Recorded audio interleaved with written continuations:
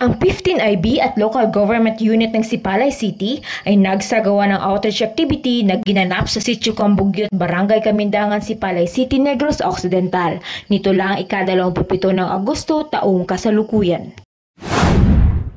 Sa pagtutulungan ng 15 IB at local government unit ng Sipalay City na ipabot ang ilang serbisyo katulad ng dental services, kasama ang libreng check-up at bunot ng ngipin, libreng gupit, food feeding at pamimigay ng mga food packs sa mga residente ng Sitio Cambugyot. At ang nasabing aktibidad ay dinaluhan ni Lieutenant Colonel Brian Imbagaipo, Acting Commanding Officer ng 15 IB, na nagbigay ng kanyang mensahe na sana ay maging kapaki-pakinabang para sa lahat ang mga dalang serbisyo at patuloy nating suportahan ang bawat isa bilang parte ng isang komunidad.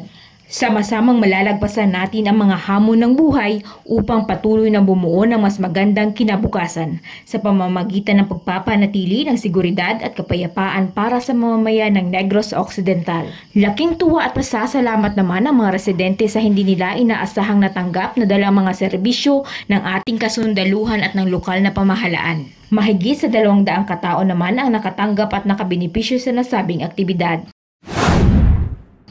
At yan ang hatid naming balita sa araw na ito mula rito sa Sitio Cambugyot para sa Leon Kilat TV News, kamatuuran, pakadto sa katawhayan. Camila Serna, nag-uula.